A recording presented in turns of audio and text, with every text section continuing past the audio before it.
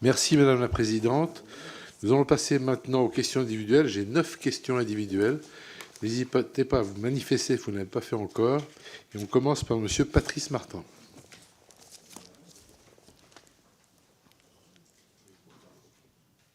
Qui est-ce qui est... Oui, toi. Non, ça ne marche pas. Non, prenez celui-là. Oui, merci Monsieur le Président, Mesdames. Comme vous le savez, l'année dernière, votre syndicat, la coordination rurale, a mené des manifestations d'ampleur nationale qui ont marqué les esprits et alerté le gouvernement sur la précarité de nos agriculteurs. Je viens exprimer ici une pensée pour l'agricultrice qui a tragiquement perdu la vie en défendant sa profession sur un barrage routier, ainsi que sa fille. Je souhaite rappeler certaines de vos revendications essentielles. La concurrence déloyale à cause des importations de produits agricoles de pays aux normes moins strictes que celles imposées à l'agriculture française, encouragées par des accords comme le CETA et l'accord UE-Nouvelle-Zélande. Aujourd'hui, la Chine, en réponse aux taxes européennes sur ses voitures, impose des barrières douanières sur des produits agricoles français comme le cognac ou les produits laitiers. Quant à l'accord du Mercosur, bien sûr, bien que le Premier ministre Michel Barnier ait apparemment exprimé son position, la décision finale dépend de Bruxelles et non de la France seule. Comment réagiriez-vous si cet accord venait à être ratifié sans l'aval de notre pays? Merci. Merci, chers collègues. Madame Nicole Lepay. Vous aviez demandé la parole pour une question d'1 minute. Non? C'est pas grave. Non, mais ce n'est pas grave. On peut passer au suivant. Allez, hop. Vas-y. Excusez-moi. Donc, merci, Monsieur le Président. Donc, face à une récolte, mesdames, 2024, qui s'annonce particulièrement difficile, avec des productions en crise, des élevages frappés, on va dire, par des maladies comme la FCO, et la filière bio qui est asphyxiée par l'augmentation des coûts et la baisse des prix, vous soulevez des enjeux importants, notamment sur la réadministration et l'absence de protection contre des importations qui ne respectent pas nos normes. Cependant, les solutions concrètes à court terme tardent à émerger. Alors, quelles actions immédiates, réalistes et applicables, dans le cadre des discussions sur le PLF 2025, proposez-vous pour soutenir efficacement nos agriculteurs et garantir la viabilité de leur exploitation? Je vous remercie. Merci, chers collègues. Madame la Présidente. Excusez-moi, si on enchaîne les questions. Ouais, voilà, faute de quart, première faute de quart, c'est la fatigue. Donc, et je ne suis pas des Alpes en plus. Monsieur Laurent Alexandre. La propagation de maladies qui touchent les bêtes d'élevage, comme la fièvre catarrhale ovine, provoque une crise agricole importante et l'inquiétude de nombreux éleveurs, y compris ceux de mon département de l'Aveyron.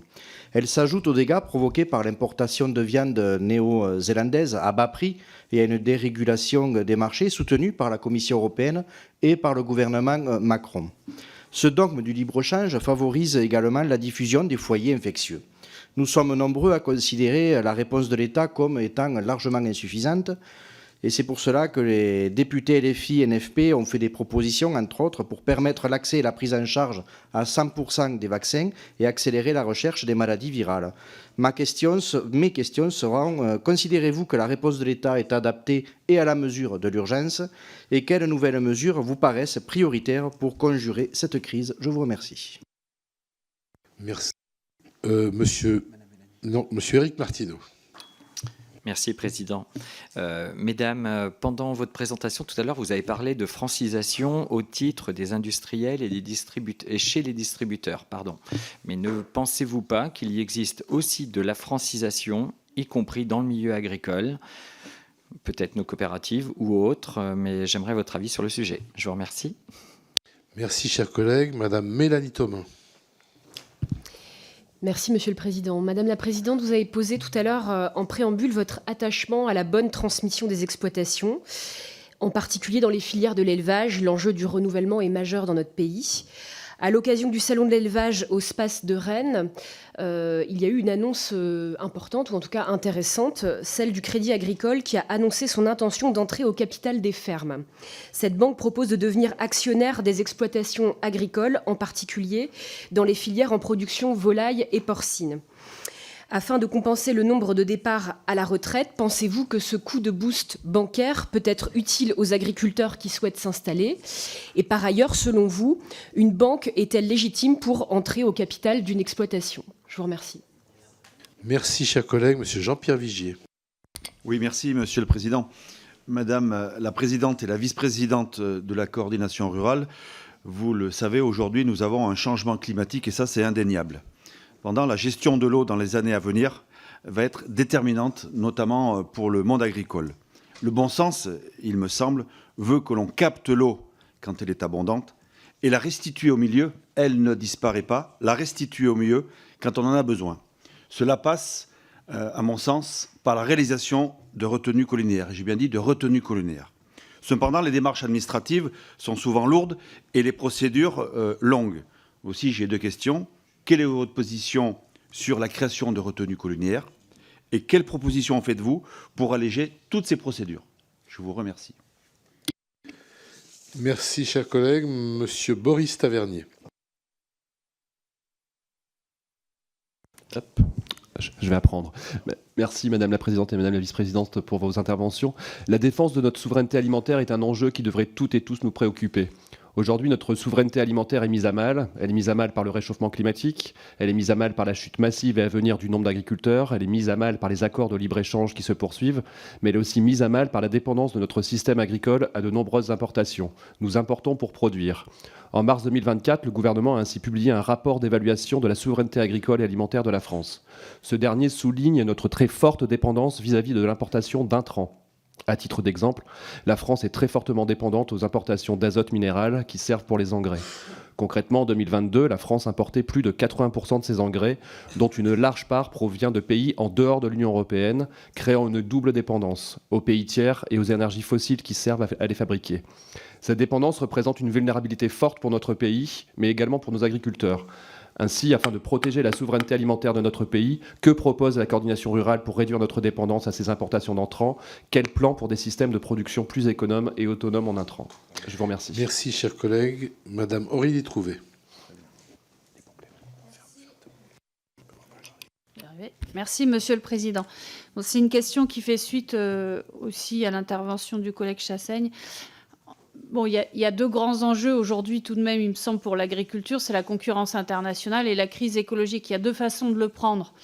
Soit c'est, on poursuit le modèle néolibéral et nécessairement productiviste, en nivelant vers le bas notamment les règles environnementales, ce qui va augmenter la pression sociétale, ce qui pose des limites agronomiques. Mais c'est aussi une course en avant en machines, en intrants et donc des problèmes d'endettement. Ça, c'est une première option. Il y a une deuxième option qui est l'option agroécologique, avec la protection contre toute concurrence déloyale aux frontières, avec le soutien des agriculteurs significatif pour cette transition, pour assurer des débouchés aussi aux produits de qualité ou bio. Et ma question, elle est celle-ci, parce que c'est aussi un nœud de nos discussions. Je le vois bien, parce qu'on a beaucoup d'accords sur le libre-échange, etc. Mais ça, je pense que c'est un vrai débat. Et moi, ce que je souhaiterais savoir, c'est comment vous situez à la coordination rurale là-dessus, entre ces 2 options. Est-ce que vous proposez justement pour pouvoir réaliser la transition agroécologique? Parce que je ne veux pas croire que vous ne vouliez pas la faire en réalité. Merci, chers collègues. Madame Valérie Rossi. Monsieur le Président, merci. Madame la Présidente, Madame la Vice-Présidente, je voudrais m'entretenir avec vous d'un sujet qui me tient particulièrement à cœur, c'est l'apiculture. Alors probablement parce que dans mon département, les Hautes-Alpes, l'apiculture tire parti d'un environnement naturel exceptionnel qui permet à notre territoire de proposer des miels de grande qualité.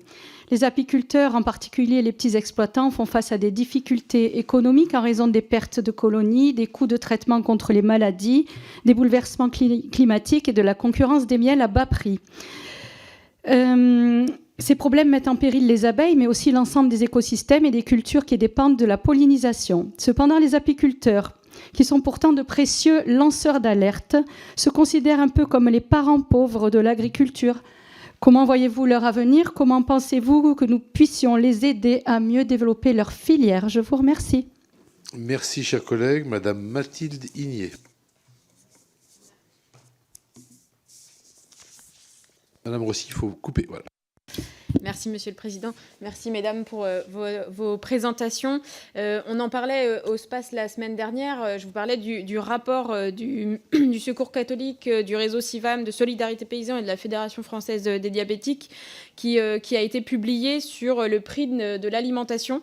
Dans l'étude, on apprend que sur 100 € de course, il y a seulement 7 € qui revient aux producteurs. Alors pourquoi? Eh bien parce qu'il y a 50% du prix payé par les consommateurs qui revient aux acteurs du milieu de chaîne et qui, eux, ne se privent pas d'augmenter leurs marges en pleine crise du pouvoir d'achat.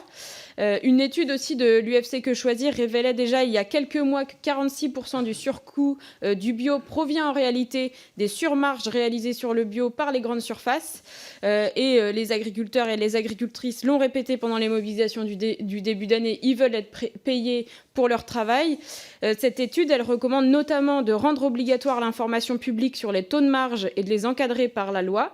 C'est une proposition que la France Insoumise avait soutenue l'an dernier. Donc, prix plancher, prix rémunérateur garanti, que sais-je, quelles sont les propositions de la coordination rurale pour assurer un prix rémunérateur aux agriculteurs? Je vous remercie. Merci, chers collègues. Dernière question individuelle par monsieur Benoît Biteau. Merci, Monsieur le Président. Madame Le Floch, vous avez évoqué les bonnes conduites agro-environnementales dans le cadre de la PAC. Je souhaitais vous poser une question sur un sujet sensible du moment qui est le statut des zones humides. Les zones humides sont des zones qui séquestrent des gaz à effet de serre, sont des zones qui hébergent une biodiversité patrimoniale et sont aussi une zone où on peut y pratiquer de l'élevage. Et il a été question par mes collègues de la question de l'eau. Si on veut que l'eau ne parte pas trop vite à la mer, il faut savoir la retenir, la ralentir, la laisser s'infiltrer pour qu'elle recharge les nappes souterraines, et une fois les nappes souterraines rechargées, satisfaire tous les usages de l'eau. Et donc il me semble que ces zones humides sont absolument stratégiques pour la thématique du climat, la thématique de la biodiversité et la thématique de la gestion de l'eau. Et donc je pense que plutôt que d'essayer de les réduire à portions congrues, nous devrions imaginer des politiques publiques qui accompagnent les éleveurs, qui continuent de les valoriser. Merci, chers collègues, Madame la Présidente. Mesdames, vous avez jusqu'à 15 minutes pour répondre à l'ensemble des questions, ou moins, comme vous le souhaitez. Alors, je vais les reprendre une à une et je passerai le micro pour chaque question à Amélie si elle veut compléter. D'abord, sur le Mercosur, c'est un engagement du président Emmanuel Macron qu'on n'irait pas. On a su lui rappeler quand même qu'il n'avait pas enlevé le mandat de négociation de la France donné à la Commission européenne.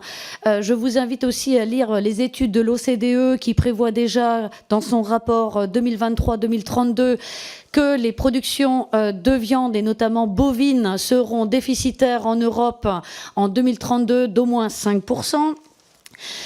Pourquoi nous sommes contre ces accords du Mercosur? Parce que c'est un non-sens d'aller recevoir plus de 30 000 tonnes de porc alors que l'Europe est le premier exportateur mondial de porc avec plus de 70 000 tonnes.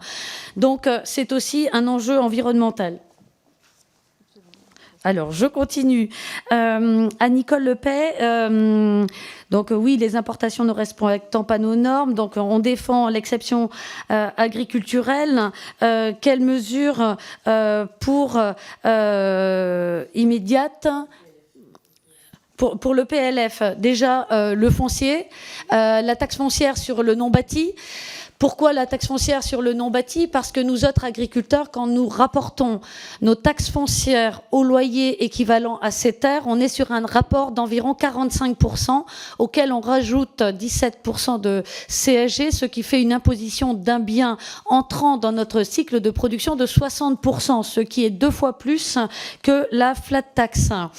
Dans les mesures, ces mesures qui doivent toucher à notre portefeuille, c'est essentiellement ça, c'est l'encadrement de l'énergie. C'est ce que j'ai dit en préalable. C'est revenir sur les engagements écrits de Gabriel Attal qui annonçait lors des crises 2 mesures fiscales, notamment l'exonération de 30% de la dotation pour épargne de précaution.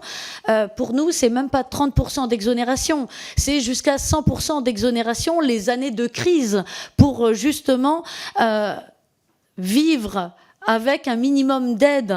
Nous ne sommes pas là, nous préférons avoir un abattement maximum que d'aller encore chercher des aides. Il avait aussi déjà annoncé pendant ses discours un soutien supplémentaire de 50 millions d'euros pour la TFNB. Donc nous espérons que ça va être remis au goût du jour. Et je rajouterai